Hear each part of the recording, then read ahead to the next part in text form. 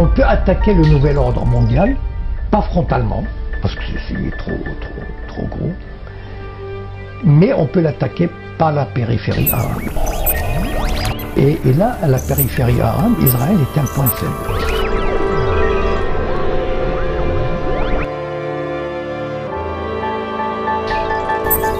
Les sionistes, ils viennent de créer une nation israélienne, c'est bon, d'accord.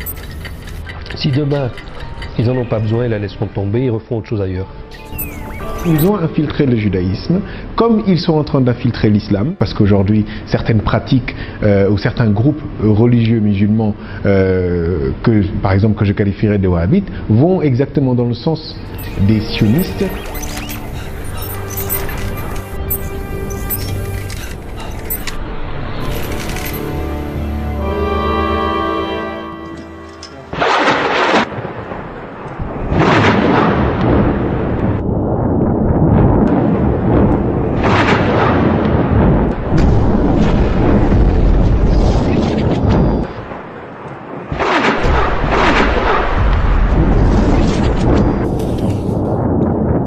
Que le malheur des uns pourrait faire le bonheur des autres. En tout cas, les bombardements sur la bande de Gaza attisent la curiosité.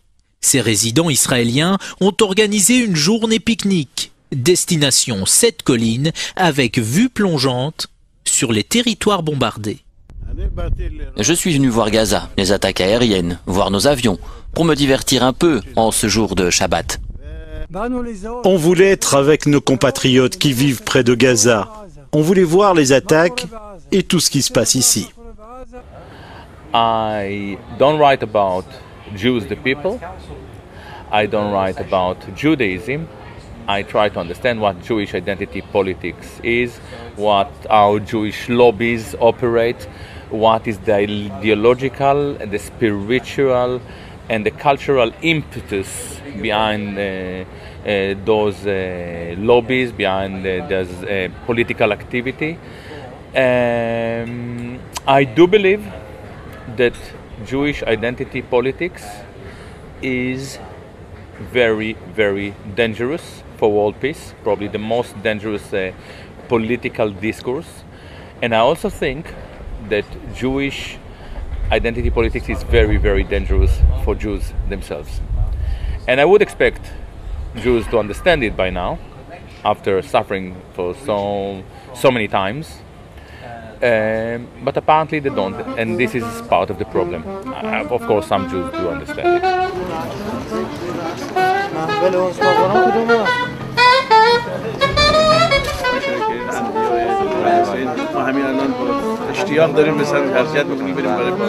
I and my colleagues are part of what we call authentic Orthodox Judaism, and we feel, more than we feel, we know that, as you mentioned earlier, Zionism is a danger. It's a danger for the world. It's a danger for the Jewish people.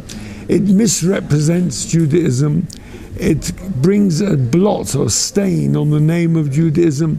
It also causes terrible danger immediately. I mean, look how many thousands of people have died in Palestine. And so our purpose in coming out to any of these events is to stress, to bring home to people the complete difference, the complete incompatibility of Zionism and Judaism. And we would hope that the world will not blame Jews and Judaism for the wrongdoings of the Zionists and Zionism. Jews demonstrate constantly. There's tens and hundreds of thousands of Jews. Whether you go to Palestine, whether you will go to New York, this is in Palestine, or if you go to any very religious community, here, this is in Washington, D.C., when the president, when Netanyahu came to visit President Obama by the White House, you see tens and tens of thousands of Jews. This is in Jerusalem. This is in, you can see in Manhattan.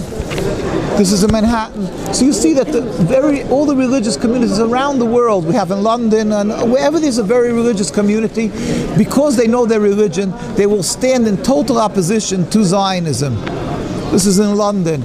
This is the way it is. But unfortunately, in Palestine, the Jews do stand up, but they get brutally beaten. And we can show the pictures of the brutality of the Zionists against the religious Jews, that there's an ongoing phenomenon. Whenever they demonstrate, they stand with guns. The Jews our people are non-militant, we don't have arms, and yet the Zionists come and murder. They beat brutally, they arrest the Jews when they're demonstrating, as you can see these pictures. So this is a happening that is an ongoing thing, and they intimidate. Jews are afraid to speak up because they see that how their brethren are brutally beaten, when they just simply speak up and say, we do not accept the state of Israel, we do not accept what they're doing to the Palestinian people. I mean, in terms of what's going on now, what's your assessment of what Israel is doing in Gaza? I can answer you with 2 words: a war crime. My government is now engaged in a massive war crime, killing hundreds of innocents. It's not just a war crime against the Palestinians, it's a crime against the Israeli people. And on behalf of thousands of Israelis that are demonstrating right now in the streets of Tel Aviv, in Jerusalem, and in many other places, with Palestinians, with internationals, people from all kind of background and all parts of the Israeli society are completely ashamed and against this crazy assault. We know that you cannot kill, as Jewish people, we know that you cannot kill the desire of people to be free.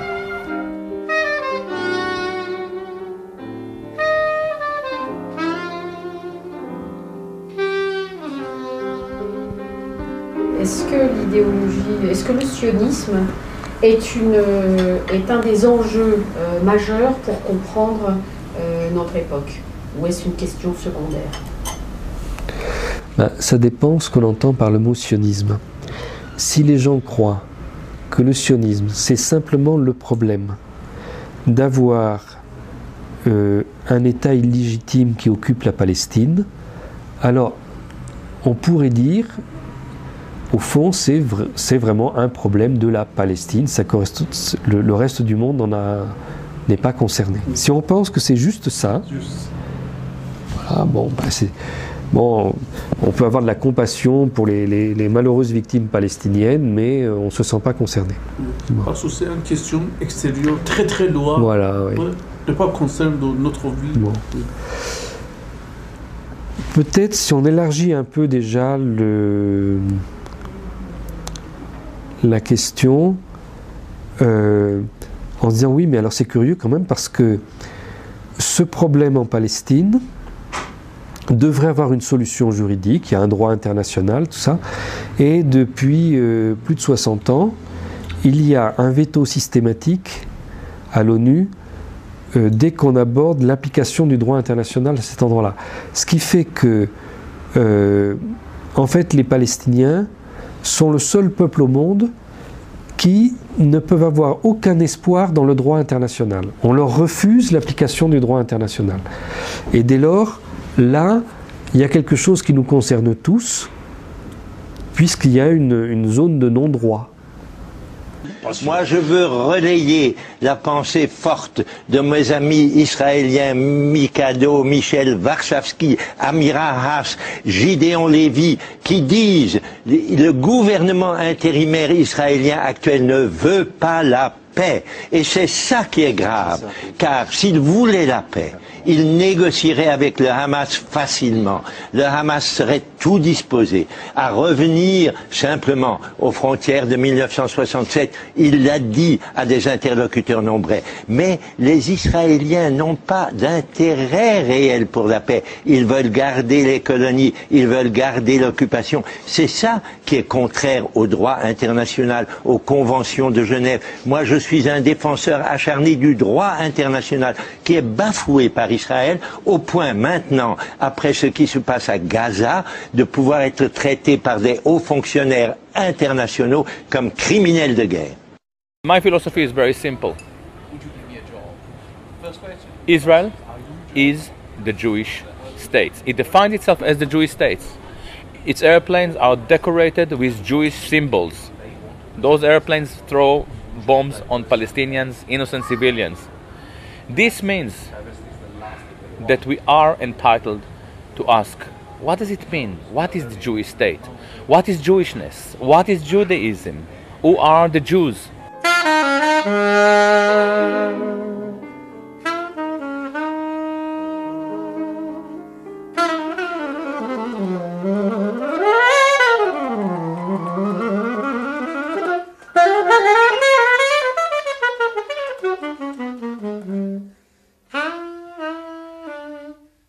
And of course, the Jews that returned, so-called, returned to their homeland were not exactly the same Jews who were expelled from their homeland, right?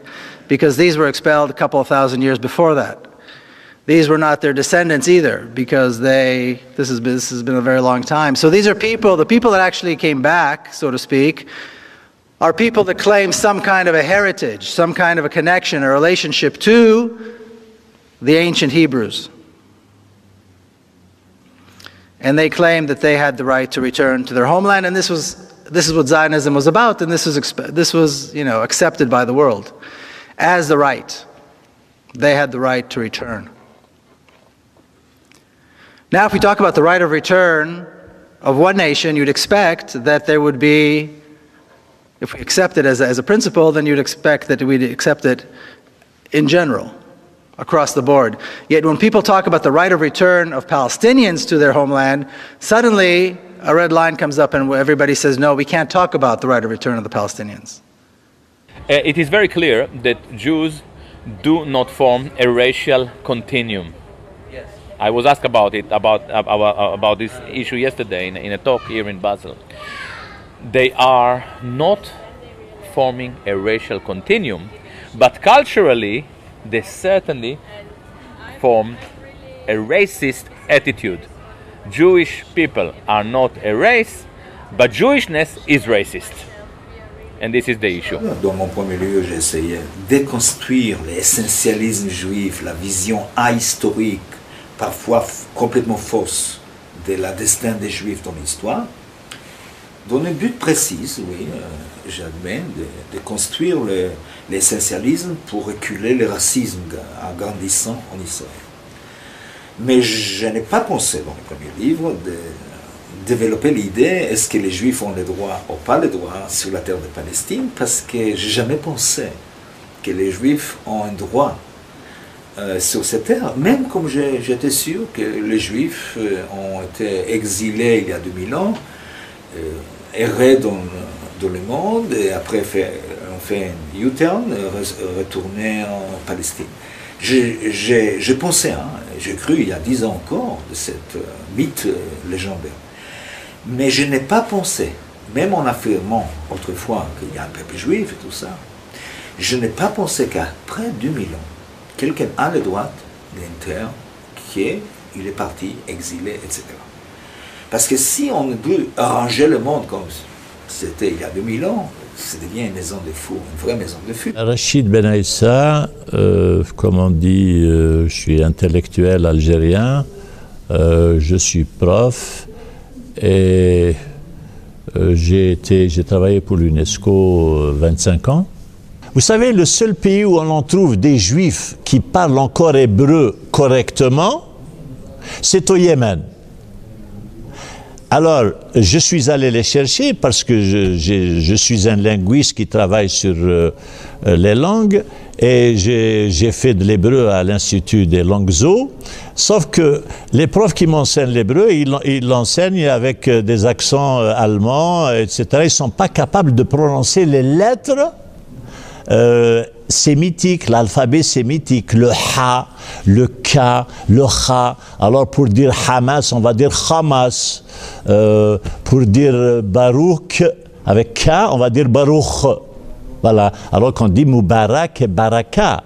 Donc là-bas, j'ai trouvé des juifs arabes, ne pas confondre, voilà, le mythe. Il y a des juifs arabes, il y a des juifs berbères, comme il y a des chrétiens arabes, des chrétiens berbères. Le juif n'est pas une ethnie, on ne naît pas d'une mère juive. Le juif, c'est une religion. Il y a des arabes qui ont été juifs, il y a qui sont devenus chrétiens, qui sont devenus musulmans. Et ces arabes du Yémen, ces arabes juifs du Yémen, Eh bien, je les ai rencontrés et je les ai entendus lire la Bible comme un vrai hébraïsant la lit, et c'était mon plus grand bonheur, surtout que j'ai rencontré des gens qui revenaient d'Israël et qui m'ont dit qu'Israël, il y a tout sauf du judaïsme. To play the groove. Five.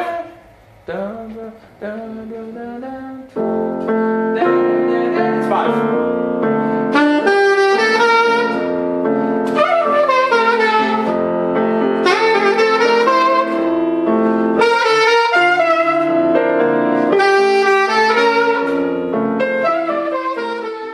For sure, Jewish people is an invention. Shlomo Zahn would argue as well that French people are an invention. The German people are an invention, and it is not a secret. The Jews were inventing themselves as a nation in the light of other people. The difference between Jews as a people and other nations is that they for many years managed to celebrate the symptoms of this invention on the expense of other people. And this is the problem. The fact that I one day invented myself as a saxophonist, and I managed even to convince quite a few promoters and other musicians that I'm a saxophonist, and I made it into a career. I don't do it on the expense of anyone else. You want to come to listen to Gilad? Salam alaikum. You don't want? No problem.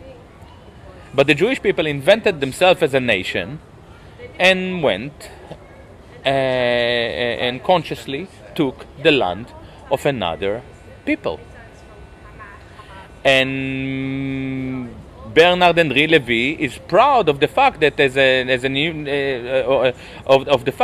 you said, he liberated the Libyan as a Jew. You know, so again, he celebrates his invented symptoms on the expense of a lot of people. Vous rappelez d'ailleurs au long du livre que c'est comme juif que vous avez fait ce voyage en Libye. Ah oui. Ces voyages, cette saison en Libye, c'est comme français, comme écrivain et comme juif. Et quand je suis sur la place de Benghazi, je leur parle. Et je leur dis que je suis là comme... Ils me prennent tous pour l'ambassadeur de Sarkozy. Je leur dis, je suis pas ambassadeur, je suis même pas sarkozyste, je suis français et juif. Fils d'Israël. Vous représentez des tribus, moi je suis aussi le représentant d'une vieille tribu. Ouais. Le fils d'une des plus anciennes tribus du monde. Alors, la tribu d'Israël. Et les types, mon cher Shlomo, m'applaudissent à ce moment-là.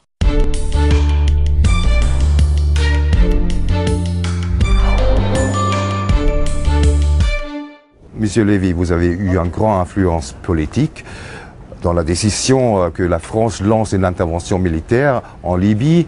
Si vous regardez comme les choses ont évolué, est-ce que vous pensez que cette intervention militaire était encore la bonne décision pour résoudre le conflit? J'ai un seul regret aujourd'hui, c'est pas d'avoir fait ce que j'ai fait pour Benghazi, c'est que personne ne le fasse pour Homs, que personne ne le fasse pour Deraa, que personne ne le fasse pour les villes syriennes massacrées. Le nom de Benghazi aujourd'hui, c'est Homs. Bernard-Henri Lévy, merci d'avoir répondu à mes questions. Merci. Dernière question, on sait que vous êtes très attaché à l'État d'Israël, à sa survie, à son existence et à sa vie dans la paix. Est-ce que ces bouleversements dans les révolutions arabes, et notamment en Libye, ne menacent pas la stabilité de l'État d'Israël? Attendez, je suis plus que très attaché, je suis inconditionnellement attaché à Israël. Je suis un ami inconditionnel d'Israël. Et c'est à ce titre que je vous dis qu'au contraire, ces printemps arabes, je pense que c'est bon pour Israël. I want to understand what Bernard-Henri Lévy means by saying, I'm proud as a Jew. This is my right, it's not my right. This is a necessity because we are killing more and more people in the name of this interventionist ideology. So Olivia Zamor, who I regard as a friend, by the way, thought that this book is not about Palestine, it's about Jewishness, and she is right. But I argue that Jewishness is the real problem, and this problem is much larger, much broader than mere Palestine. If Israel or America or France or Britain would attack Iran tomorrow in order to save the Jewish state, this war can escalate into a nuclear conflict, and this would mean that a few weeks later there will be a very big radioactive cloud over Paris. J'étais très impressionné par le développement de sa pensée sur le tribalisme. Voilà. Et ça m'a créé d'ailleurs quelques ennuis avec certains, par exemple l'Union des Juifs pour la paix, ou Dominique Vidal, qui pense le contraire, enfin qui pense que Gilad Atzmon dérive vers l'antisémitisme. Bon, moi je ne suis pas du tout d'accord. Donc l'idée du tribalisme a été très intéressante. Pour moi, c'était vraiment une découverte, enfin la manière dont il l'avait exposé, développé, etc. Mais par contre, moi j'ai mis quelques réserves sur sa pensée, sur les juifs qui restent juifs tout en étant sionistes et qui, comment dire, maintiendraient une idée du suprémacisme. En fait, lui, ce qu'il voudrait, c'est que les juifs anti-sionistes ou critiques, il leur reproche de rester juifs. Bon, et moi, je m'élève contre cette prétention, ne serait-ce que sur le plan personnel. Moi, je me considère comme un juif. Je suis né juif, j'ai été élevé comme un juif, et dans une famille très traditionnelle, donc j'ai eu une culture juive très développée. Et je ne vois pas, je suis antisioniste, je ne participe pas au tribalisme, loin de là. Et je ne vois pas, ni comment d'ailleurs, abandonner mon identité juive. Je l'ai, c'est pas comme une chemise qu'on change. Et puis en même temps aussi, l'autre critique que j'émettrais contre cette idée de Gilad Atzmon, c'est qu'il met tout le monde dans le même panier.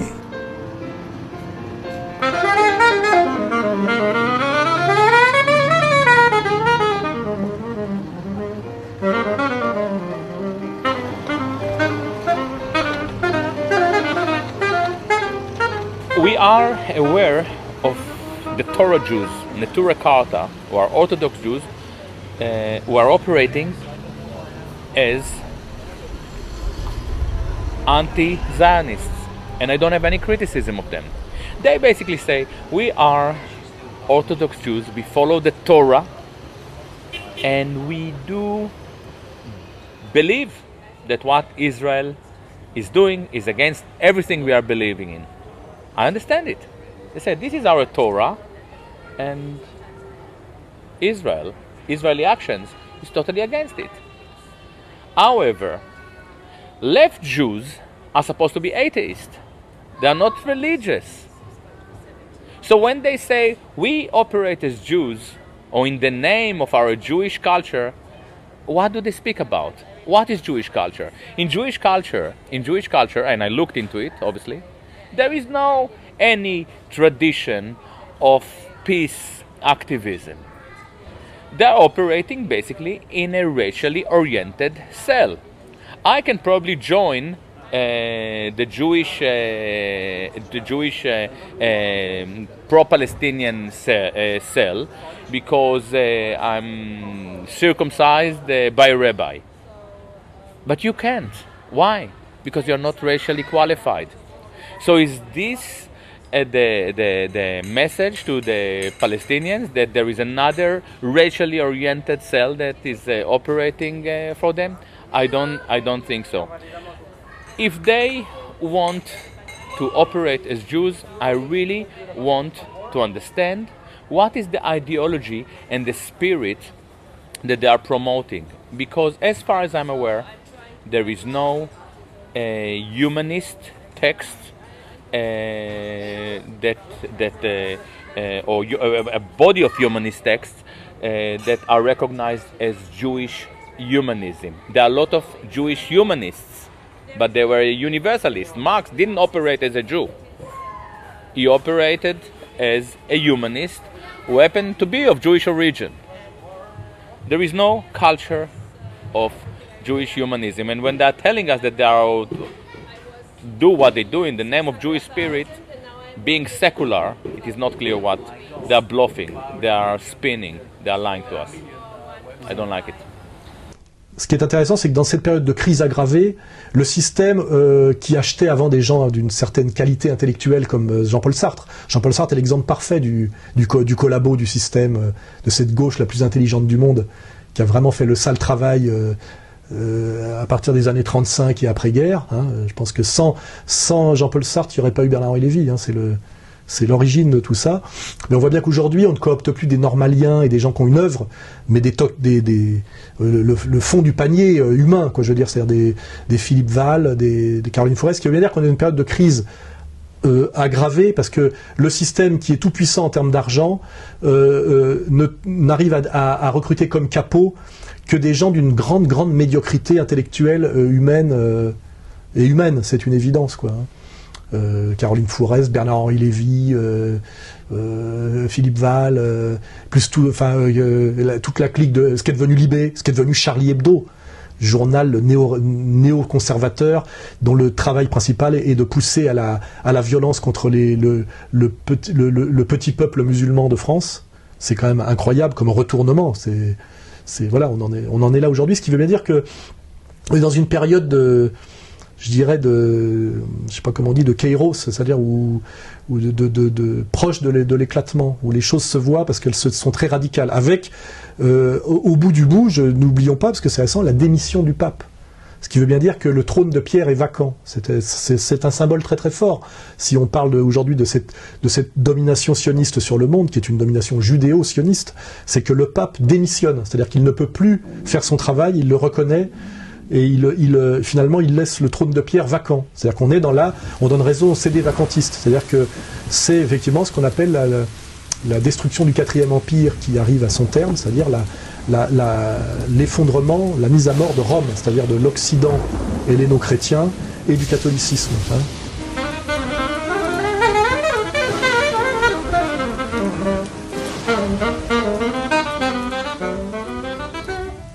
Quand apparaît cette idéologie d'un peuple élu et du reste du monde qui est une sous-humanité, c'est là que se structurent progressivement des stratégies pour assurer cette domination. Et puis alors tout un tas de fantasmes un peu ridicules, hein, où on nous explique pourquoi on cherche à justifier l'injustifiable, cette division de l'humanité en deux catégories. Hein? Pourquoi certains ont des privilèges et que les autres doivent être soumis.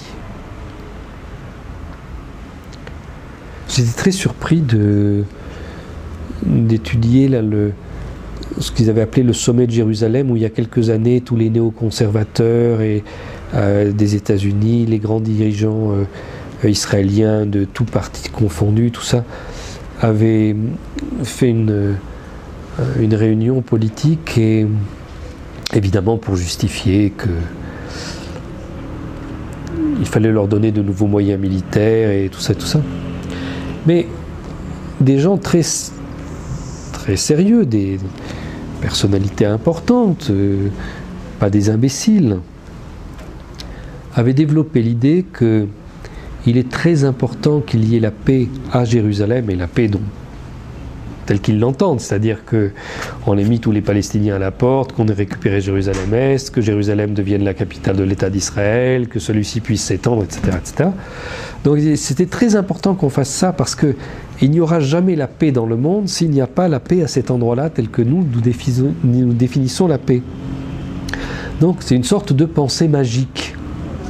Si on accède à nos revendications à cet endroit-là, alors il y aura la paix sur le monde. Mais si nous, peuple supérieur, nous ne réalisons pas nos revendications, alors le reste du monde est voué au chaos et à la guerre et à la misère. Avec ce développement de la puissance militaire est venu ce rêve quasiment messianique, parce que les Juifs redécouvrent aujourd'hui, c'est assez étonnant de constater, enfin pour ceux qui suivent l'actualité juive ou israélienne, à quel point le Messie est devenu quelque chose de très important, de très actuel. La plupart des Juifs attendent le Messie, réellement le Messie. Et ce n'est plus le Messie comme... c'est plus exactement le Messie comme dans la Bible, ou comme dans la tradition plutôt, parce que la Bible n'en parle pas, mais dans la tradition orale. Mais c'est une espèce de place centrale d'Israël dans le monde, et d'ailleurs on parle de Jérusalem comme capitale mondiale. Ça fait partie du projet eschatologique, c'est-à-dire de faire de Jérusalem une ville internationale, mais évidemment dominée par Israël, enfin dominée par les Juifs, par le sionisme, mais qui serait reconnue comme telle, c'est-à-dire une espèce de capitale spirituelle. Et beaucoup parlent aussi d'Israël comme une nation qui éclaire le monde, comme une nation à laquelle le monde, les autres pays apportent leur contribution, et comme les rois mages s'inclinent devant cette création divine. Et je vous assure que beaucoup d'Israéliens y pensent et y croient, et même les laïcs.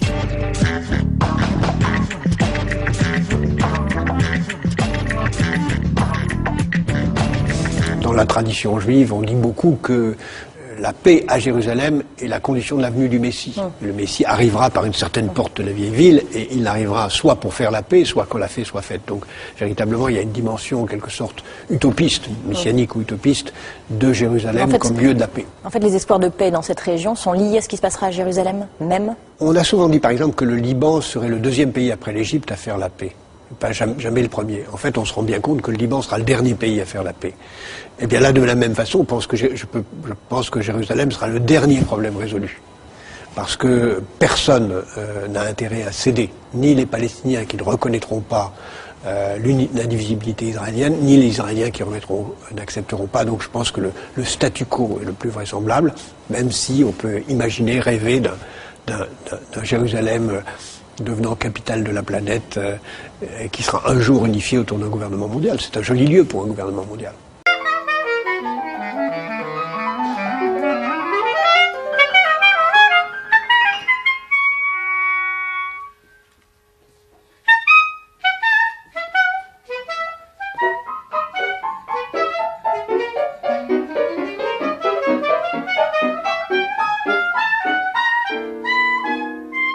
Mais voilà, il faut toujours cimenter ce qui est un projet politique par une manipulation des religions. Et après, il faut rentrer dans la destruction précise des peuples que l'on domine, en les privant de leur culture, en les privant de leurs valeurs, et donc ce qui à la fin les empêche de résister. Le but c'est pas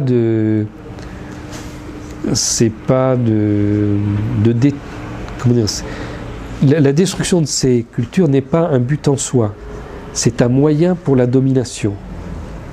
Le sionisme, disons, c'est l'expression d'une domination par un groupe. C'est-à-dire qu'il y a un groupe qui doit dominer la planète. Maintenant, ce groupe infiltre des religions, infiltre des idéologies. Là, visiblement, la religion qui est infiltrée par ces personnes, et je distingue bien le judaïsme de leur programme, ils ont infiltré le judaïsme, comme ils sont en train d'infiltrer l'islam, parce qu'aujourd'hui, certaines pratiques ou certains groupes religieux musulmans, par exemple que je qualifierais de wahhabites, vont exactement dans le sens des sionistes qui ont infiltré le judaïsme. Comme ils vont dans le même sens que des sionistes qui ont infiltré le christianisme à travers de certains mouvements sionistes évangéliques. Donc, il y a un projet en commun qu'ils tentent de mettre en place en infiltrant les différents groupes qui, au départ, ont des des objectifs tout à fait louables. Les religions en tant que telles, normalement, appellent à l'amour, appellent à la cohésion, appellent à la justice. Alors il faut toujours infiltrer ce qui est noble et puis le détourner de son objectif, de ses objectifs. It's a tragedy. It's because the Jewish people have been living hundreds and hundreds of years in Muslim communities, enjoying the hospitality, the safe haven of Muslim and Arab countries. And in Palestine, we've been living together for hundreds and hundreds of years without any problems, harmonic coexistence, babysitting each other's children. And the only time that this rift developed, that this mistrust and the endless river of bloodshed happened, is since the advent of Zionism, which is around 100 years ago. And to explain away all these problems as being because of anti-Semitic, because of religious reasons, is a terrible injustice. So we want to correct this, and we hope that the new generation of media will tackle this problem, and if they correct that, then there could be repercussions in the future, ripple effect, that there could be peace with God's help, both in the Holy Land, Palestine, Middle East, and around the world.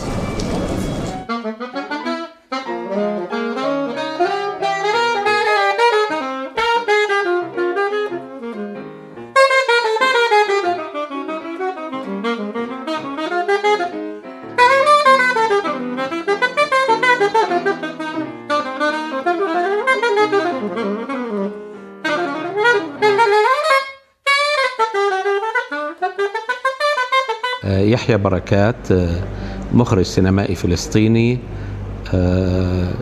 حاليا أنا برأس جماعة السينما الفلسطينية، وبنفس الوقت أنا مستشار لهيئة الإذاعة والتلفزيون الفلسطيني. أيضا بدرس بجامعة القدس مواد عملية تصوير وفيلم وثائقي.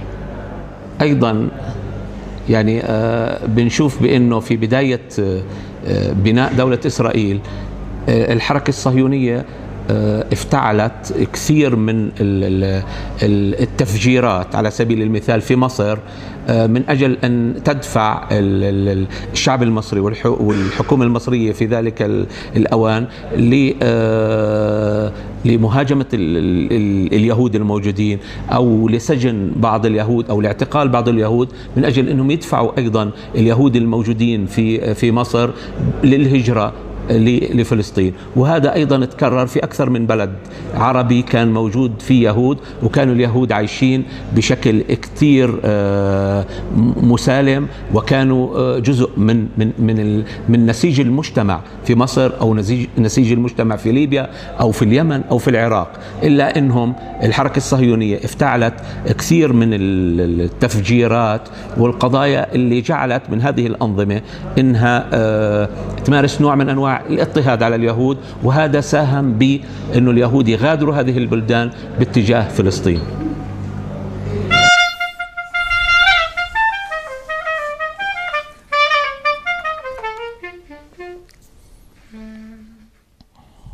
Personnellement, je considère, comme ça, quand j'y pense, que j'ai un compte personnel avec l'État d'Israël. C'est-à-dire, en tant que juif marocain, je considère que la communauté juive marocaine, qui était forte de 400 000 personnes dans les années 50, et qui était riche sur le plan de l'artisanat, de la musique, les plus grands chanteurs à l'époque étaient des juifs. Il y avait toutes sortes de monde, et les sionistes ont cassé, ont brisé cette communauté. Ils l'ont pour leur propre, pour les emmener dans le désert, pour en faire de la chair à canon, etc., ou du lumpen prolétariat.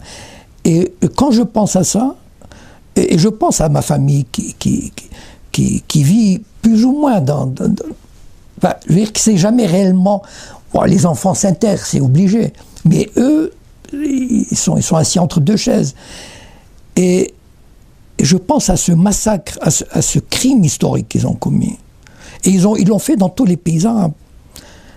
Et ça, je pense que c'est une dimension qui n'est pas réellement politique, mais qui est personnelle, communautaire, et ça me touche énormément. C'est un élément, c'est une dimension que lorsque j'y pense, me fait énormément mal au cœur.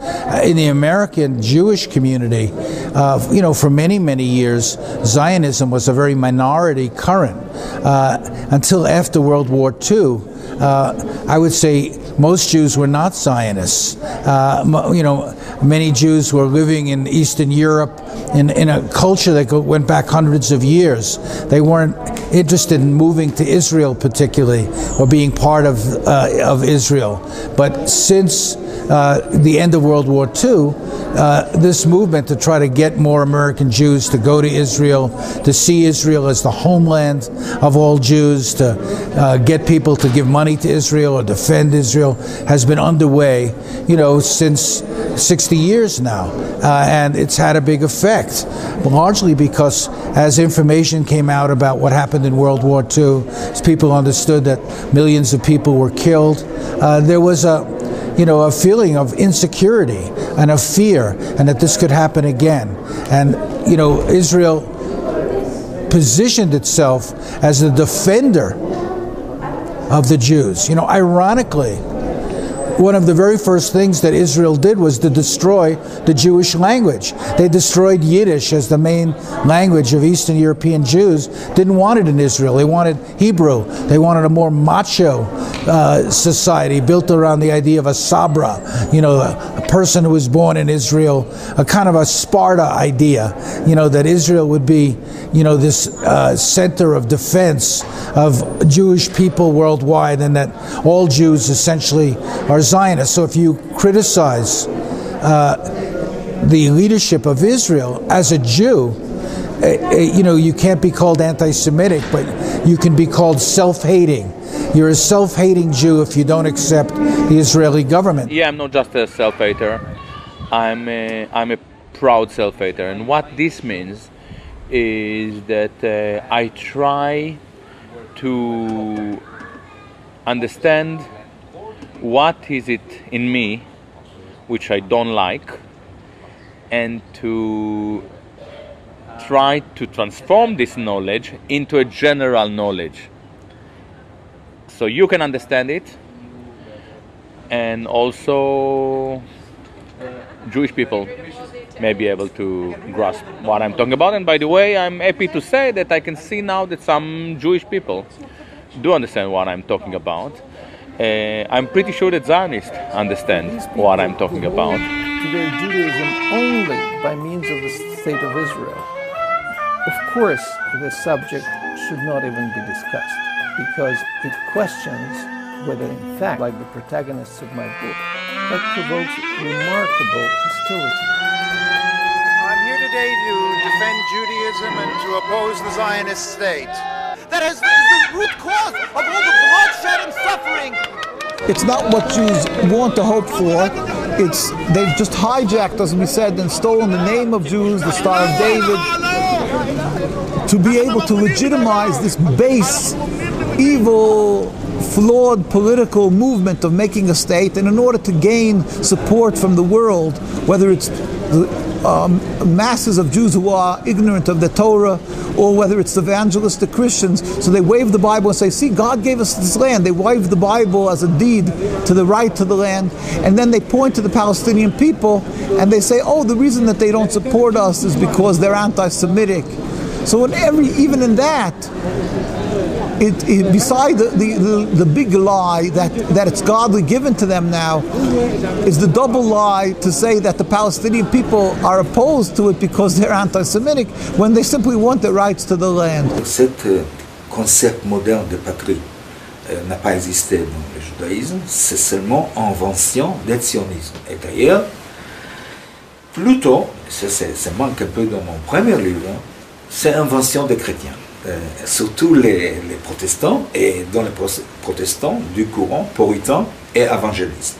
C'est-à-dire l'idée que cette terre doit accueillir les juifs, cette terre doit être une patrie des juifs, c'est une idée chrétienne moderne et pas juif du tout. Les juifs ne voulaient pas émigrer, ils n'ont pas émigré de Milan parce que c'était une terre sainte pour eux, pas une patrie, et même pas, et ça c'est important de souligner, pays de refuge. Parce que vivre pour un vrai juif sur cette terre, c'est beaucoup plus compliqué et douloureux que vivre en Pologne, vivre à Paris, etc. Parce que cette terre sainte, on ne peut pas les salir, on ne peut pas vraiment faire l'amour, par exemple. Sur la terre sainte, je vous assure que c'est dû être dans l'imaginaire juif assez compliqué. Le sionisme que nous connaissons aujourd'hui est la résultante d'une construction qui s'est faite sur 3 siècles. Donc, au début, il n'y avait que certains éléments de ce que nous avons maintenant. Progressivement, ils ont ajouté de nouveaux éléments, faire quelque chose de tout à fait cohérent, qui leur donne un certain nombre d'instruments pour ce projet de domination qui existe depuis le départ.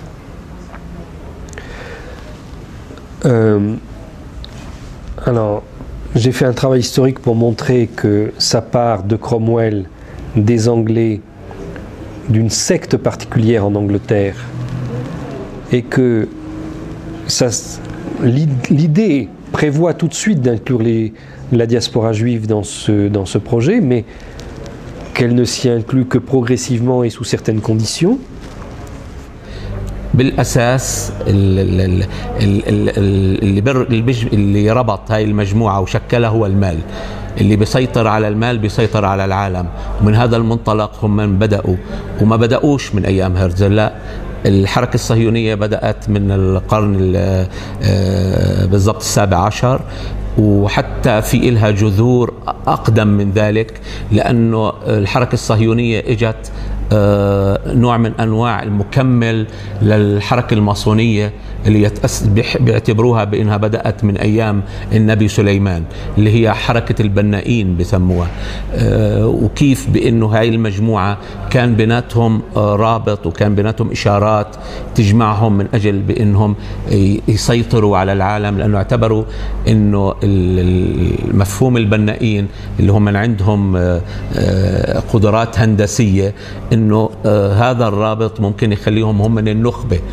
ومن هون يعني الحركة الماسونية امتدت وتوزعت في كل العالم. فالحركة الصهيونية هي امتداد للماسونية، وأساس وجذر مفهومها المال، ومن خلال المال كيف يمكن أن تسيطر على السياسة وعلى الاقتصاد وعلى المجتمع. Ladies and gentlemen, the very word secrecy is repugnant in a free and open society. And we are, as a people, inherently and historically opposed to secret societies, to secret oaths, and to secret proceedings. We decided long ago that the dangers of excessive and unwarranted concealment of pertinent facts far outweighed the dangers which are cited to justify it. Even today, there is little value in opposing the threat of a closed society by imitating its arbitrary restrictions. Even today, there is little value in ensuring the survival of our nation if our traditions do not survive with it. And there is very grave danger that an announced need for increased security will be seized upon by those anxious to expand its meaning to the very limits of official censorship and concealment. Y a-t-il un lien entre le sionisme et la franc-maçonnerie? Je ne crois pas qu'il y ait de lien en soi. Maintenant, la franc-maçonnerie, c'est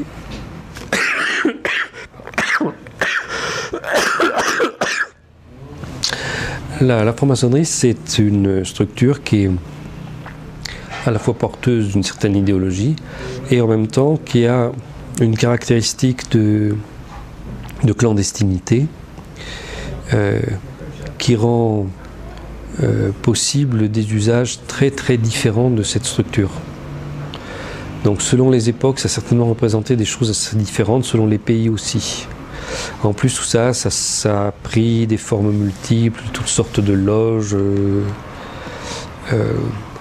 Donc, premièrement, tout jugement d'ensemble là-dedans me paraît excessif. Ensuite, dans la franc-maçonnerie, il y a des symboles qui sont utilisés par l'ensemble des loges, qui sont des symboles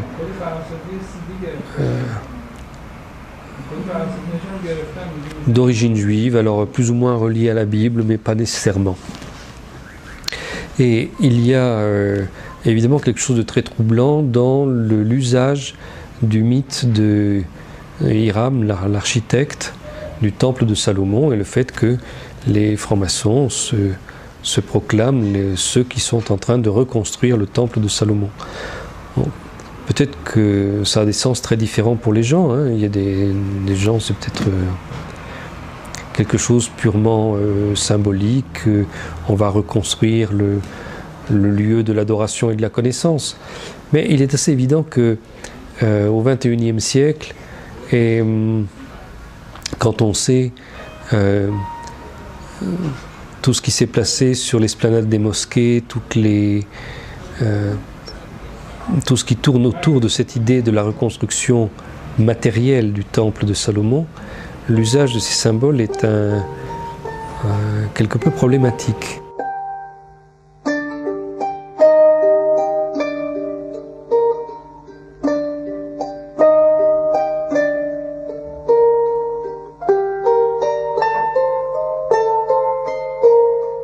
Installé depuis des années en Israël, ce couple d'Américains travaille à la fabrication manuelle de l'instrument des rois. Ils viennent de recevoir une commande de l'Institut du Temple de Jérusalem pour la fabrication d'une pièce identique à celle qu'utilisait le roi David.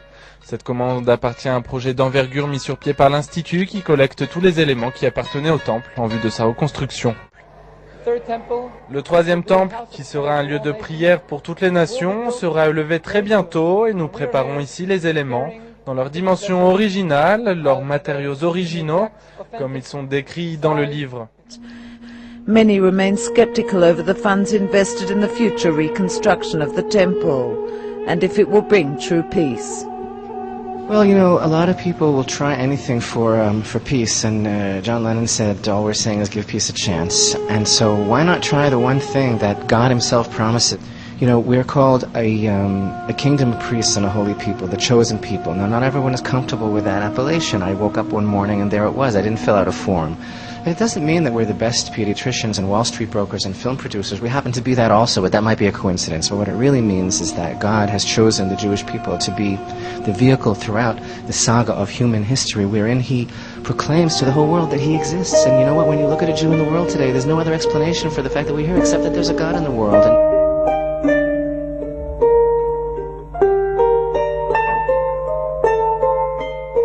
Comment ça fonctionne ce système? Votre livre décrit les rapports entre la franc-maçonnerie, le sionisme et le gouvernement mondial. Bon, oui. Tout d'abord décrit dans mon livre Le Nouvel Ordre Mondial, c'est la maçonnerie, pas du point de vue disons, historique, de logique, comment fonctionne le fonctionnement, mais plutôt son commencement. Parce que la maçonnerie, ça prend son nom d'une profession qui était une profession noble au Moyen Âge.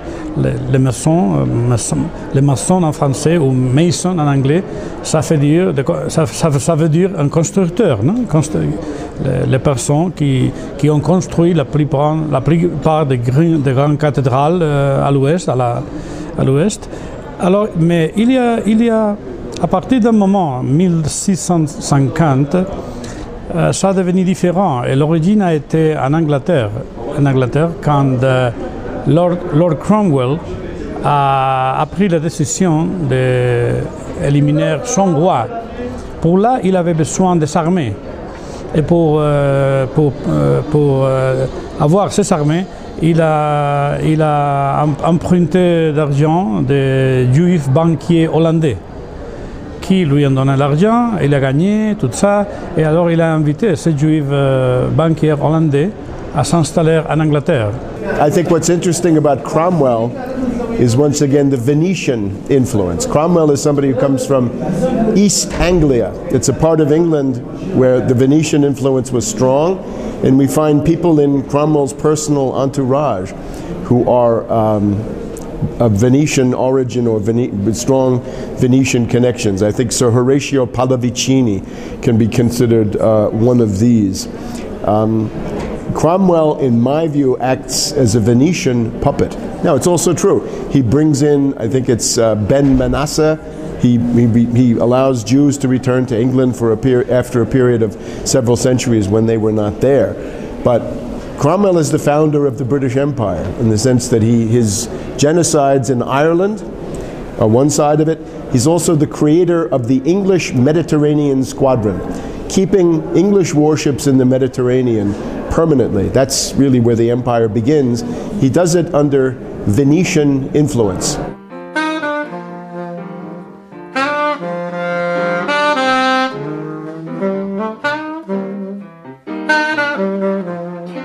Il se trouve que dans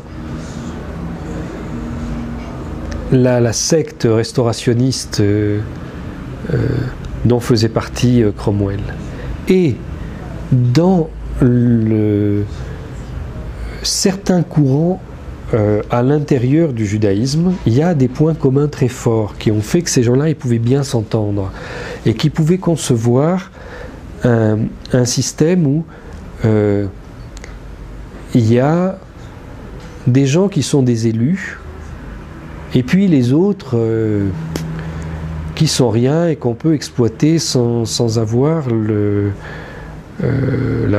mauvaise conscience, puisqu'ils sont rien, ils sont des sous-hommes, quoi.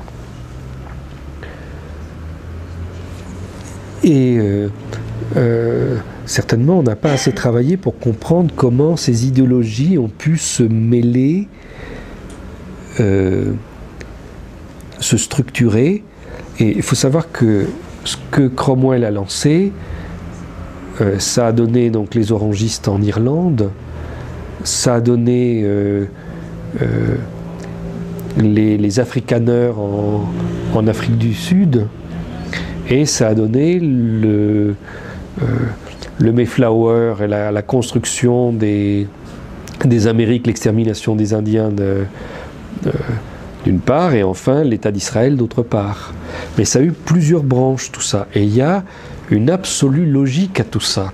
C'est absolument la même idéologie. Donc on voit en réalité que, si on comprend bien, l'avènement au XXe siècle d'Israël est lié totalement, mais ça c'est un voile de vérité qu'on déchire quand on lit notamment Douglas Reed, la controverse de Sion, c'est qu'en réalité, ce fait incroyable que 2000 ans après pratiquement la destruction du Second Temple, Israël, qui était un projet biblique, se réalise concrètement dans l'histoire européenne en réalité, parce que c'est une histoire européenne, a beaucoup à voir avec l'épopée bancaire qui renvoie à l'épopée Rothschild. En réalité, pour résumer, et là c'est un peu violent mais c'est pas grave, ça demande des années de travail pour comprendre ça, l'État d'Israël aujourd'hui, quand on creuse et qu'on passe par, qu'on regarde ce qu'il y a derrière Herzl et qu'on trouve Shem Weizmann et qu'on regarde qui y a derrière Shem Weizmann, et la vitrine à la fois de l'arrogance et du pouvoir mondial des Rothschild. C'est-à-dire que la toute puissance de la banque, on va dire judéo-protestante, mais dont le noyau dur est juive, a permis à un moment donné au XXe siècle de s'offrir par l'argent des Rothschild quelque chose qui avait été promis par Dieu, mais que Dieu ne donnait pas pour des raisons théologiques, et qui est l'État d'Israël. And more than that, in the Torah it's very clear to a Jew that our expulsion from the Holy Land with the destruction of the temple was a decree of God because of our spiritual lacking, not because of our physical lacking. In other words, it was a decree of God, and it wouldn't have helped us. All the king's horses and king's men, all the strength possible could not have saved us from this decree of God. And therefore the solution, the remedy is not to take strength and to cry physically return, because that would not be the solution to a spiritual problem. On the contrary, we were warned by God that if we will attempt to breach the oath of God, that God put us on the 3 oaths, since the destruction of the temple, not to return in mass in large numbers. Secondly, this is also through King Solomon, a prophecy of King Solomon, not to return in mass, not to rebel against any nations, and not to attempt to end exile. So by attempting to breach all these oaths, by going back en masse, creating a state, fighting the nations, and explaining to the world that it's our beginning of redemption, they're breaching all these oaths, and we were warned by God that it will bring catastrophic results for the Jewish people because it's fighting God's hand, it's going against God.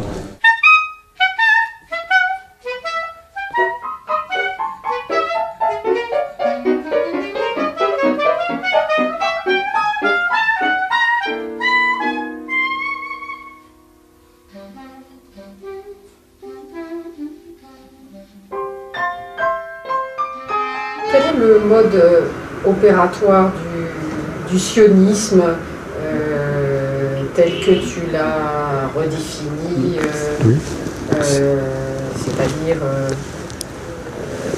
pas seulement une idéologie nationaliste, mais une idéologie de domination? Quel est son mode opératoire? C'est pas du tout une idéologie nationaliste.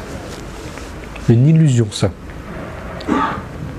Les sionistes, ils viennent de créer une nation israélienne, tout ça, bon, d'accord. Si demain, ils n'en ont pas besoin, ils la laisseront tomber, ils referont autre chose ailleurs. Il n'y a aucun nationalisme dans le sionisme. C'est une idée élitiste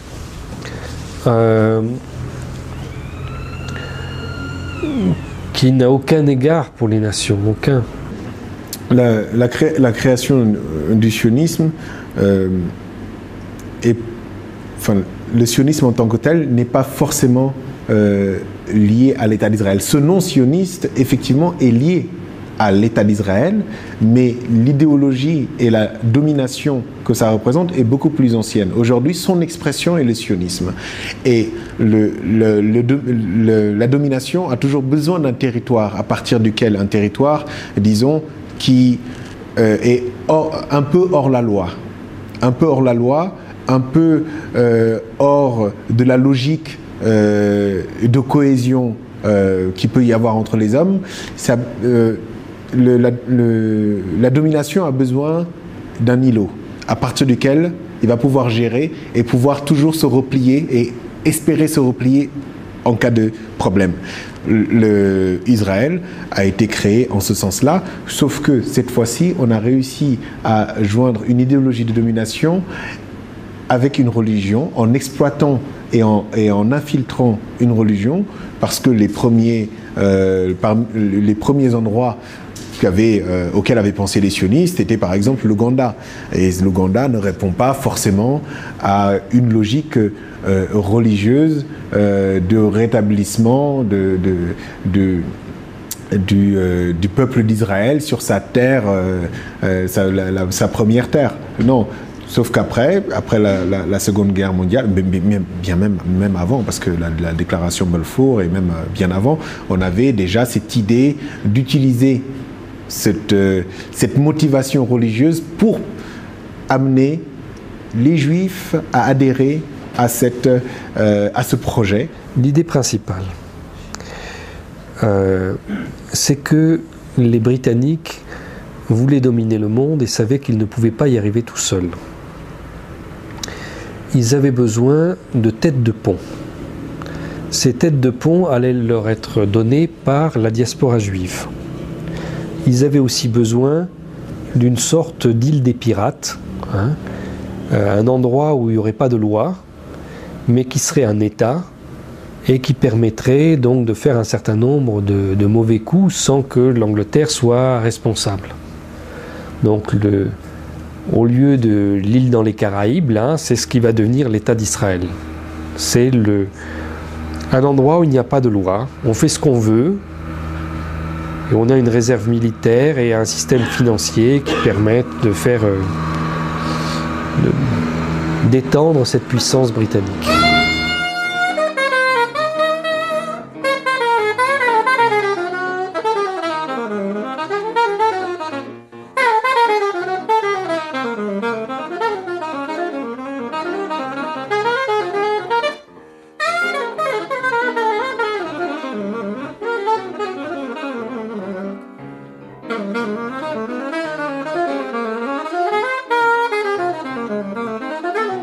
Zionists and Israelis Israeli leadership, realized at a certain stage that actually it is far more clever to leave the diaspora Jews exactly where they are.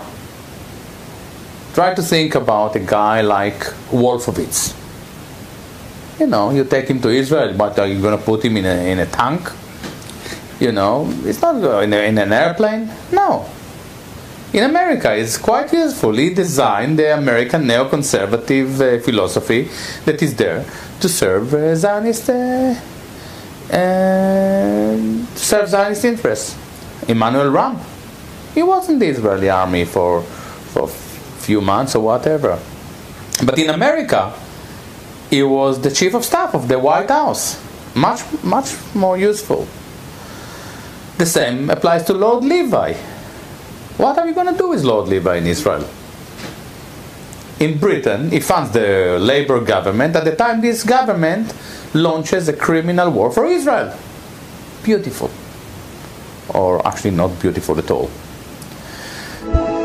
What happened at 9/11 is we didn't have a strategy, we didn't have bipartisan agreement, we didn't have American understanding of it, and we had instead a policy coup in this country. A coup. A policy coup. Some hard-nosed people took over the direction of American policy, and they never bothered to inform the rest of us. I went through the Pentagon 10 days after 9/11. I couldn't stay away from Mother Army. I went downstairs, I was leaving the Pentagon, and an officer from the Joint Staff called me into his office and said, I want you to know, he said, sir, we're going to attack Iraq. And I said, why? He said, we don't know. He said, I said, well, did they tie Saddam to 9/11? He said, no. And then I came back to the Pentagon about 6 weeks later. I saw the same officer. I said, why haven't we attacked Iraq? We still going to attack Iraq? He said, oh, sir. He says, it's worse than that. He said, he pulled up a piece of paper off his desk. He said, I just got this memo from the Secretary of Defense's office that says we're going to attack and destroy the governments in 7 countries in 5 years. We're going to start with Iraq, and then we're going to move to Syria, Lebanon, Libya, Somalia, Sudan, and Iran. This country was taken over by a group of people with a policy coup. Wolfowitz and Cheney and Rumsfeld, and you could name a half dozen other collaborators from the Project for a New American Century. They wanted us to destabilize the Middle East, turn it upside down, make it under our control. Alors, les Sayanim, j'ai consacré un livre aux Sayanim, Le Printemps des Sayanim, qui sont ces dizaines de milliers de juifs sionistes répartis dans toutes les sociétés occidentales, partout dans le monde, dans tous les secteurs d'activité, dans les médias, dans l'économie, dans la politique, à très haut niveau, à tous les niveaux, à très bon niveau, et surtout dans les médias aussi, à Hollywood. À Hollywood, ils sont plusieurs milliers. Et donc tout ce corps des Sayanim, qui sont dirigés par le Mossad, ils sont dirigés par un département particulier, le département de la propagande, la guerre de propagande, et qui, comment dire, mettent du lion, introduisent une espèce d'homogénéité de la politique de l'oligarchie dans ce domaine. C'est-à-dire que, par exemple, ils peuvent lancer des campagnes pour interdire le Hamas, ou pour Gilad Shalit, ou pour mener une guerre contre la Syrie, enfin, ou contre l'Irak. Et donc, tous ces Sayanim introduisent, développent une pratique, une homogénéisation des politiques américaines, françaises, etc., et qui permettent justement de créer ce lien très serré entre le sionisme, entre Israël et l'oligarchie, enfin, occidentale, c'est l'oligarchie. Et donc, par exemple, tous ces think tanks, par exemple, qui permettent comment dire, cette espèce d'imprégnation de l'idéologie sioniste, cette imprégnation de pratiquement tous les tissus universitaires, médiatiques, économiques, culturels. Et c'est là où le sionisme joue un rôle essentiel dans cette oligarchie.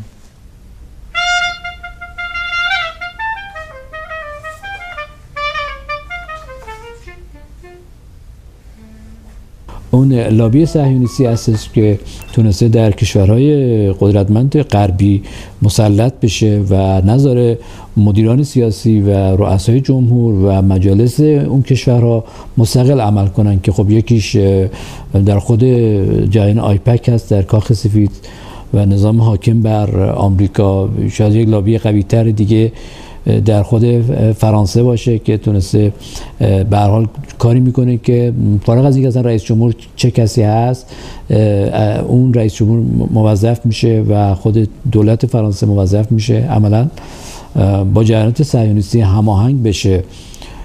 خب قوانینی که اونجا حاکم میشه که اصلا نمیشه علیه صهیونیسم حرف زد، نمیشه در واقع با حتی نظر تحقیقاتی و دانشگاهی علیه ژنوساید و مثلا موضوعی به اسم قتل عام در آشویتس به تحقیق پرداخت و در اون تردید کرد و تشکیک کرد.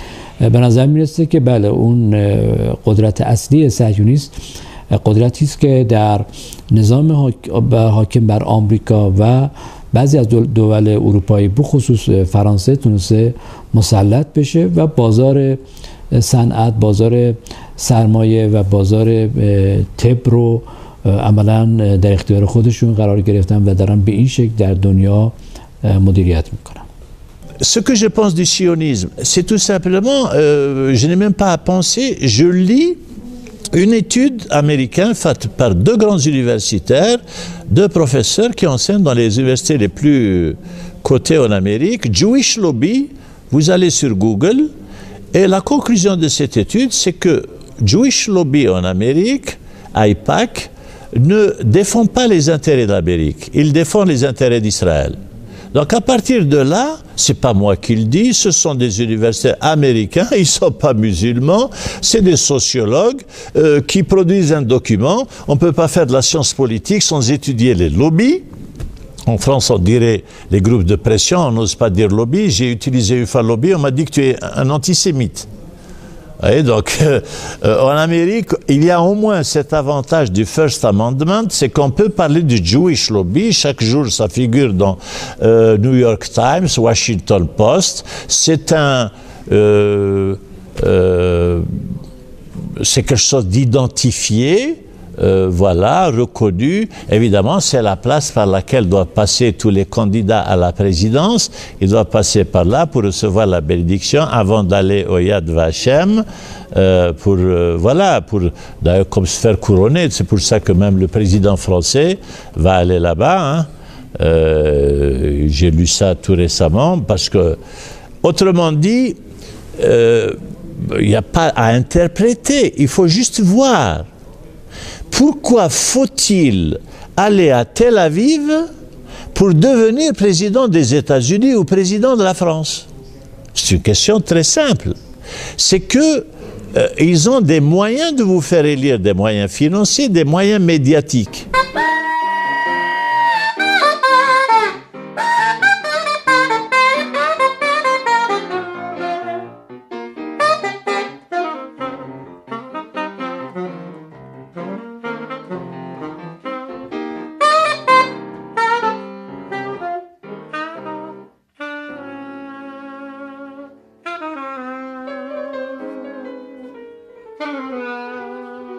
Within the last 3 decades, we see a serious transformation, a clear transformation, and actually we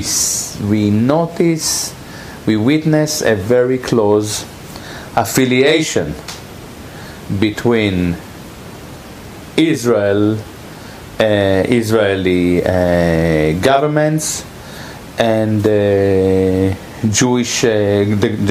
global Jewish lobby. In America it is called AIPAC, in Britain it is called CFI, and before we had LFI. In France we have CRIF, and basically in every influential country in the West we have devoted Zionist Jews who spend a bit of money, not a lot, because Western politicians are not very expensive. They're definitely cheaper than tanks.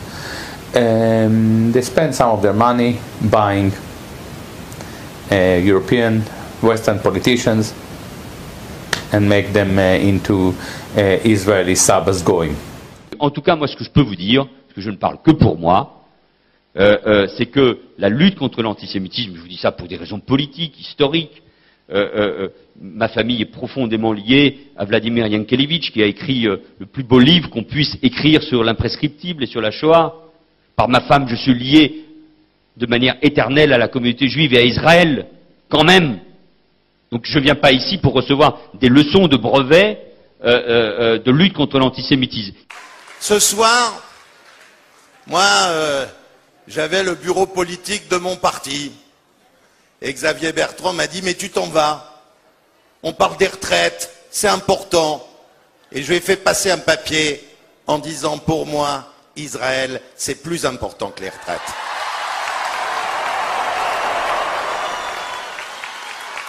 Tous les hommes politiques, à un moment donné, qui ont été antisionistes, quand ils ont continué à monter dans la hiérarchie politique, sous contrôle, on va dire, impérial, ont été obligés de se rallier au sionisme. Vous pouvez le vérifier de tous les hommes politiques, y compris José Bové, vous voyez ? Y compris, comment il s'appelle, le maire de Bègle, là, j'ai oublié son nom, Noël Mamère, tous, vous verrez que c'est... Et là, vous avez vraiment les rites de soumission, et ces rites de soumission montrent bien qui a le pouvoir et qui ne l'a pas. Parce qu'en dernière instance, on se soumet à qui a le pouvoir, pas à qui ne l'a pas. Et donc vous voyez bien que le pouvoir est bien bancaire et sioniste, et quand vous dites qu'il est bancaire et sioniste, vous voyez bien que finalement le sionisme n'est jamais que la vitrine du pouvoir bancaire, ce qui veut bien dire que ce pouvoir bancaire n'est pas seulement la logique du capital et la dérive du capital, mais aussi une vision en dernière instance religieuse d'une élite, d'une élite qui en dernière instance a une vision théologique et téléologique, et qui renvoie beaucoup, comment dirais-je, à la vision prophétique et messianique de ce qu'on appelle les Lévites, et qui renvoie aussi à la passion du Christ et à ce que Jésus-Christ a bien montré du doigt, notamment tel que le raconte Matthieu dans les évangiles, quand il a chassé les marchands du temple, et qu'il a bien, comment dirais-je, séparé la vraie religion de la religion dévoyée, devenue mammonique et satanique, en montrant du doigt ceux qui l'ont mis à mort, et qui continuent à le mettre à mort jour après jour, qui est le Sanhédrin. Et qui est le Sanhédrin d'aujourd'hui? C'est le CRIF. Et vous voyez bien qu'avec le CRIF, vous avez à la fois le pouvoir bancaire, le pouvoir sioniste, la diabolisation systématique par l'antisémitisme, et la soumission de toutes les élites françaises et de tous les corps constitués à cette puissance par le dîner du CRIF. They have succeeded in order to promote their idea of forming and maintaining a state in Palestine. They've succeeded in infiltrating government circles in Europe and particularly in the United States, and to the extent that anybody who wants to succeed, particularly in the United States, anybody who wants to succeed in politics there has to be prepared to support the state of Israel. And they have built up, perhaps through financial influence, but they have built up a tremendous influential power in support of their cause. Mi chiamo Claudio Moffa e sono professore ordinario all'Università di Teramo di storia delle relazioni internazionali. Insegno anche storia del diritto internazionale. Inoltre ho fondato nel 2005-2006 il Master Enrico Mattei in Vicino e Medio Oriente, che tuttora coordino e dirigo. La svolta vera invece c'è stata quando è crollato il blocco sovietico. Si è creato uno squilibrio internazionale che ha permesso agli Stati Uniti e a Israele di praticamente fare quello che volevano.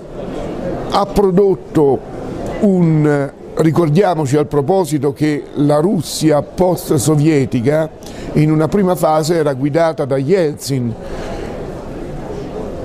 e quindi era completamente assente come punto di contrapposizione sullo scenario internazionale.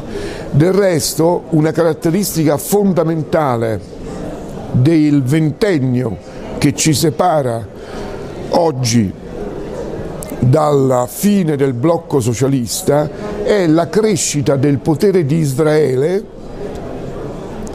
del potere delle sue lobby in molte parti del mondo. In Russia abbiamo la lobby della famiglia finanziaria di Yeltsin, con Berezovsky, Gusinsky, Khodorovsky, tutti magnati della finanza che si erano appropriati delle industrie di Stato e che poi però sono stati sconfitti da Putin. Negli Stati Uniti, come ci dicono Walter Meschemer, la lobby israeliana è diventata egemone non soltanto fra i democratici ma anche fra i repubblicani, e il controllo dei mass media, il ruolo dei mass media in un'epoca di globalizzazione anche dell'informazione ovviamente hanno prodotto il resto. I mass media negli Stati Uniti sono quasi tutti in mano appunto a diciamo direttori di origine ebraica, questo e legati sicuramente al sionismo. You know, I've lived in Hollywood for 25 years now. I've worked in the film industry for that long. And I've worked at the lowest and the highest levels of the industry. Hollywood by and large is a chaotic machine through which individual ideas come to expression through the use of pools of money that move around. The industry itself was founded largely by Jews leaving Russia. Many Jews came, and there are a lot of Jewish artists and thinkers, and Jewish traders, for example, who've developed sums of money, and they came to Hollywood because it was a way where they could express their ideas freely without fear of recrimination. And so there was a center of Jewish people that developed in Hollywood. But to say, for example, like some do, who don't know Hollywood, that Hollywood is controlled by Jews is inaccurate. Hollywood is controlled by corporations. And some Jews, some Jewish people, who may not be religious Jews, who may just be Jewish by birth, happen to be presidents, vice presidents, in control of some aspects of Hollywood movie making.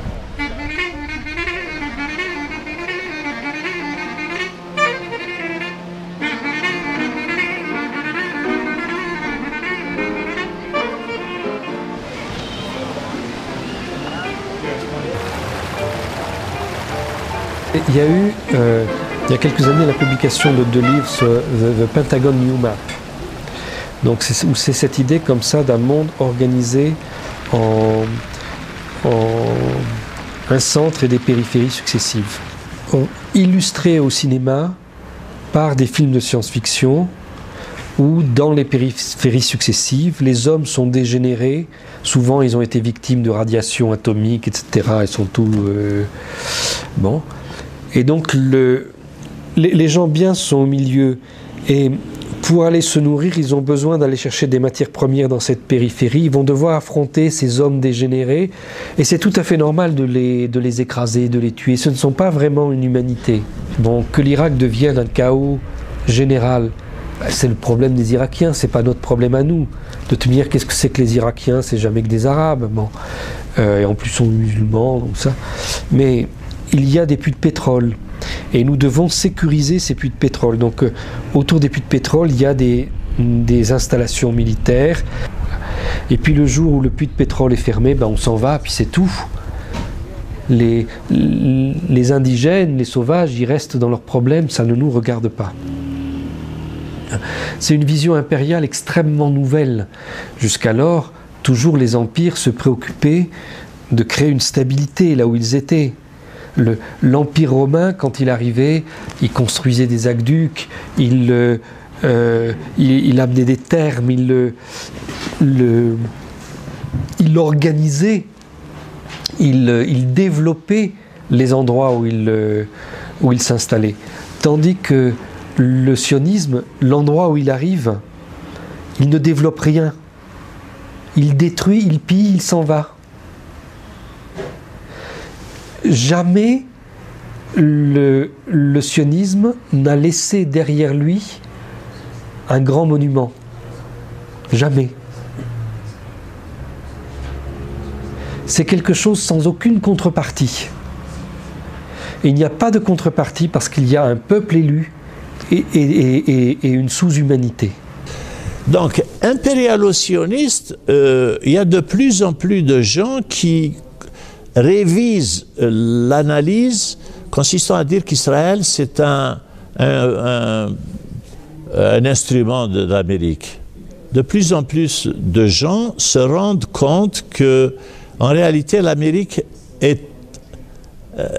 Obama ne peut rien dire contre. Il répète chaque fois que je ne sais pas qui garantit qui.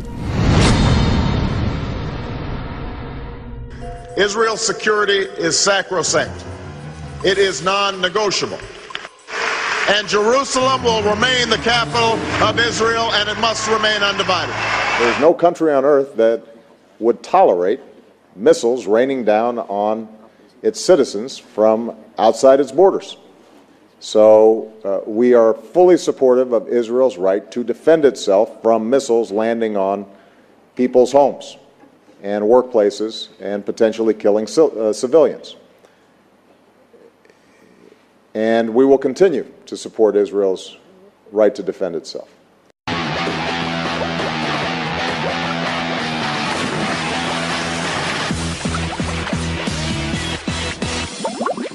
Let's talk about what the word terrorism really means. The definition is the systematic use of terror, often violent, especially as a means of coercion. So by that definition, is Israel not responsible for terrorizing Palestinians with house demolitions, unwarranted arrests, torture, checkpoints, psychological warfare, and detention? We continue to emphasize that America does not accept the legitimacy of continued Israeli settlements. The goal is clear: two states living side by side in peace and security. A Jewish state of Israel with true security for all Israelis, and a viable, independent Palestinian state with contiguous territory that ends the occupation that began in 1967. So there should not be a shred of doubt by now. The chips are down. I have Israel's back. Aujourd'hui, on monte en pointe le lobby comme l'IPAC, etc. Mais si réellement l'intérêt américain, petit à petit, va dériver, ils trouveront toujours le moyen pas de se débarrasser d'Israël, pas encore, mais disons de lui tordre le bras et de le ramener à la raison. Et c'est là où ça va coincer, parce que c'est un pays qui a été habitué à vivre dangereusement et seul, comme il l'entendait jusqu'à présent. Et si on l'obligeait à se soumettre à, par exemple, à des résolutions internationales, à des solutions, là on risque d'avoir du grabuge. Et on ne récoltera, qui sème le vent récolte la tempête, c'est-à-dire on ne récoltera que le fruit de ce qu'on a semé. On a laissé ce pays faire ce qu'il veut, dans l'intérêt de l'Occident d'ailleurs. Mais à un moment donné, il va devenir gênant. Voilà. Their personal distrust of Barack Obama as an ally of Israel is a disgrace.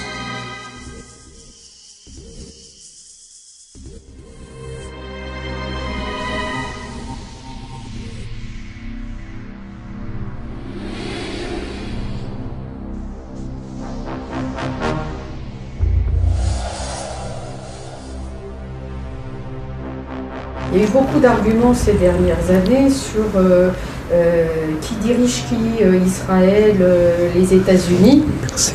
Israël ou les États-Unis. Que penses-tu de cette querelle universitaire? C'est un très faux problème. C'est complètement faux. Parce que simplement, la Grande-Bretagne, les États-Unis et Israël ne sont pas trois choses distinctes.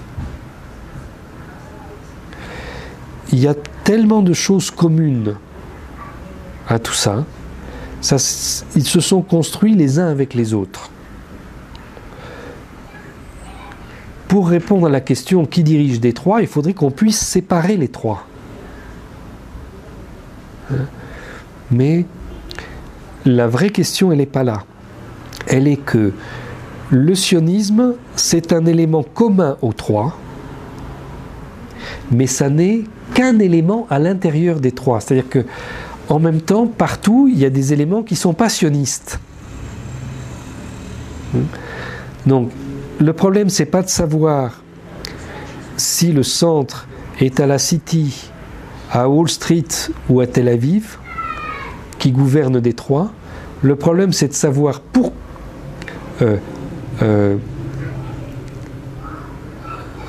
à quel moment les sionistes sont eux-mêmes victorieux dans ces centres de décision. On a ouvert vraiment la porte de Pandore avec ce pays. Et comme il est doté d'ogives nucléaires, enfin centaines d'ogives nucléaires, il a 6 sous-marins nucléaires offerts par l'Allemagne pour compenser le génocide. Et donc qui peuvent se balader en Méditerranée, en mer Rouge, partout. Et donc ils peuvent faire peser une menace assez extraordinaire. On imagine la menace qu'ils peuvent faire peser même sur l'Amérique. Ils sont capables de tout. Voilà. Ces gens-là, aujourd'hui, sont capables de tout. Et ils deviennent hargneux. Ils sont vraiment, moi, quand on les écoute, quand on les entend, on ne peut rien leur dire. Voilà. Ils sont, comment dire, c'est l'enfant gâté à qui on a tout donné et qui ne peut rien accepter, aucune remarque. Je veux dire, il y a eu cette petite reconnaissance minable de la Palestine à l'ONU, et ils ont réagi comme des... voilà. Mais ils développent une paranoïa extraordinaire. Et c'est vraiment le sentiment de forteresse. Et tout le monde est contre nous, tout le monde est antisémite. Margaret Thatcher, vous savez comment le surnom qu'on lui donnait, l'antisémite. Margaret Thatcher, antisémite. Non, mais c'est ça, c'est-à-dire tout. Il faut voir ce qu'on dit, même François Hollande, même Sarkozy, il ne leur plaît pas à 100%. Il n'y a aucun dirigeant qui leur plaît à 100%. En fait, ce qu'ils voudraient, c'est quasiment quelqu'un qui dise amen à tout ce qu'ils font. In order to make the Palestinian solidarity into a vivid discourse, we should address the problem. The problem is not merely political, the problem is the Jewish state. We are dealing with the Jewish state. We are dealing with Jewish ideology. We are dealing with Jewish lobbies globally, all over the world. And then the Palestinians are just part of this conflict. As a matter of fact, they're just in the forefront, unfortunately. I'm very sorry for them. They are in the forefront of a very big battle. Et dans ce projet de domination, il y a un aspect qui est que pour dominer, il faut aussi diviser les hommes et leur enlever leur âme. Donc il y a vraiment une idée de destruction des cultures, des valeurs, qui sont différentes d'un endroit à l'autre, mais d'une déshumanisation extrêmement organisée et profonde des sociétés. De destruction des tissus sociaux. C'est le seul projet de domination qui est allé aussi loin. C'est un projet de domination dans lequel on considère toujours que les ennemis ne sont pas les États, les ennemis ne sont pas les gouvernements, les ennemis ce sont les peuples. C'est fondamental comme idée dans ce projet.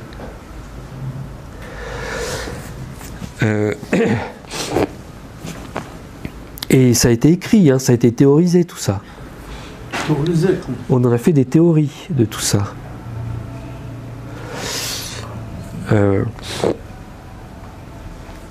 Donc la résistance, elle passe aussi par la reconstruction des cultures, par la reconstruction des tissus sociaux. Et là, il ne faut absolument pas rentrer dans les impasses morales dans lesquelles on s'est mis, parce que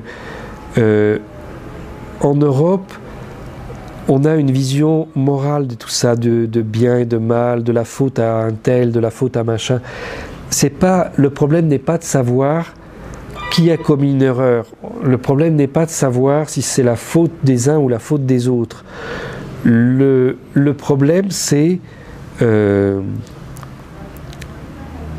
essayons de nous élever au lieu de continuer à descendre. Voilà, c'est tout. Essayons de nous élever. Qu'est-ce qui nous amène vers en haut et qu'est-ce qui nous amène vers en bas? C'est tout. On doit uniquement regarder les choses comme ça.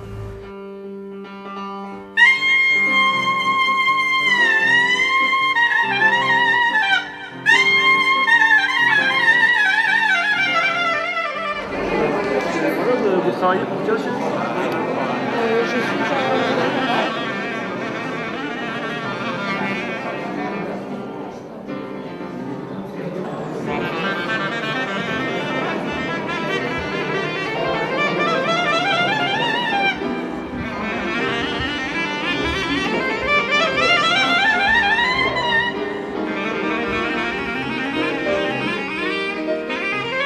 The movement also communicated through its own media. It didn't put a statement. This movement has also largely born from an American war, the American media. As a consequence, Al Jazeera